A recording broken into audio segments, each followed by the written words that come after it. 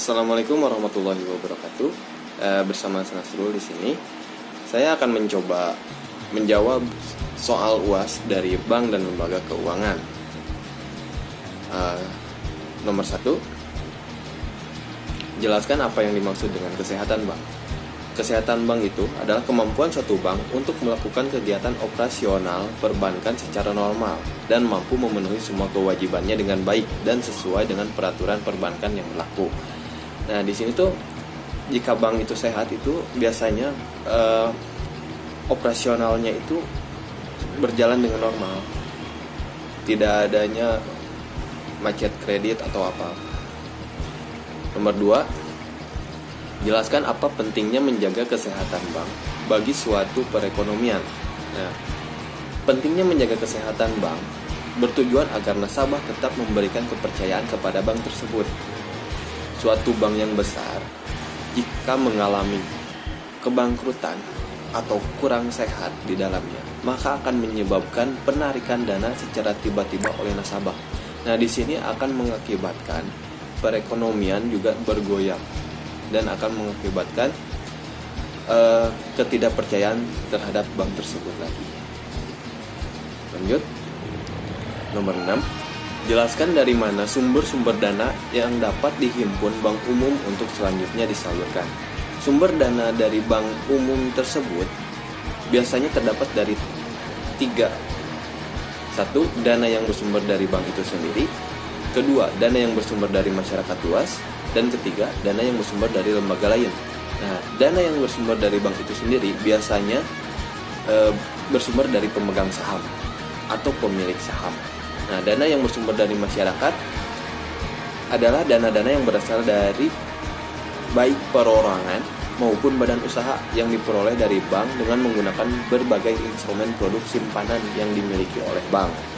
Nah, dana yang bersumber dari lembaga lain biasanya dalam praktiknya sumber dana ini merupakan tambahan jika bank mengalami kesulitan dalam pencarian sumber dana. Biasanya diperoleh dari BI. Nah, nomor 9, jelaskan makna dari Asset Liability Management.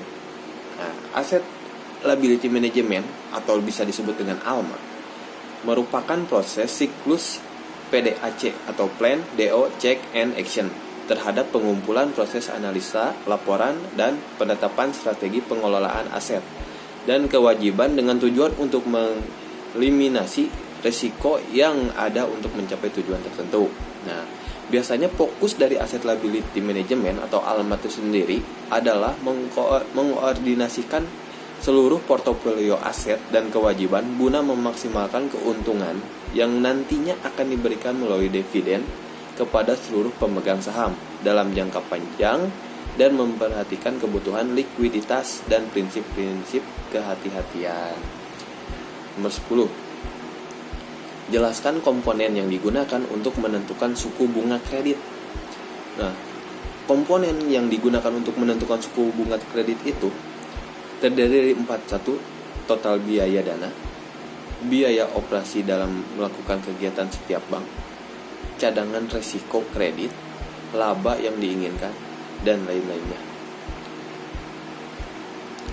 14, jelaskan kelebihan leasing dibandingkan sumber pembiayaan lainnya. Leasing tersebut lebih fleksibel gitu, lebih gampang dan lebih gak merepotkan nasabah untuk meminjam uang atau yang lainnya. Biasanya dari segi perjanjian, leasing lebih luas karena leasing lebih mudah menyesuaikan keadaan keuangan nasabah dibandingkan dengan perbankan yang lain.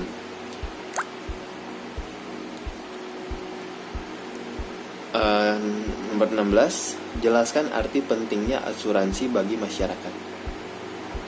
Manfaat asuransi itu apa sih bagi masyarakat? Nah, manfaat asuransi itu untuk meminimalisir kerugian yang terjadi yang tak terduga yang mungkin terjadi di masa yang akan datang.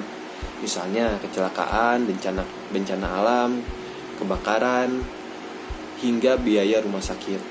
Nah, manfaat asuransi bagi masyarakat secara umum dipercaya mampu meningkatkan rasa percaya diri seseorang dalam menjalani kehidupan. 17. Jelaskan mekanisme reasuransi. Nah, reasuransi atau reassurance adalah mekanisme pengalihan kembali sebagian risiko atau seluruh risiko yang ditanggung oleh perusahaan asuransi kepada perusahaan reasuransi. Jadi bisa dikatakan dengan adanya reasuransi, maka perusahaan asuransi tidak menanggung seluruh risiko dari klaim nasabah yang ditunjukkan kepadanya. Nomor 18. Mengapa pemilik polis asuransi variabel life dan nilai nominal asuransinya dapat naik atau turun? Nah, asuransi jiwa adalah pengalihan risiko dari individu ke perusahaan asuransi jiwa dan pengelompokan risiko terhadap polis dalam jumlah besar. Dalam asuransi partisipasi, sebagian pengelompokan risiko terhadap pemilik polis atau di antara pemilik polis dan penanggung. Sebagai imbalannya pemilik polis mendapatkan dividen atau perubahan nilai tunai variabel atau bonus dividen perubahan NTV, dan bonus tersebut tidak ditanggung dan dapat berubah dari tahun ke tahun. Jelaskan apa yang dimaksud dengan Nomor 19. Jelaskan apa yang dimaksud dengan asuransi kerugian.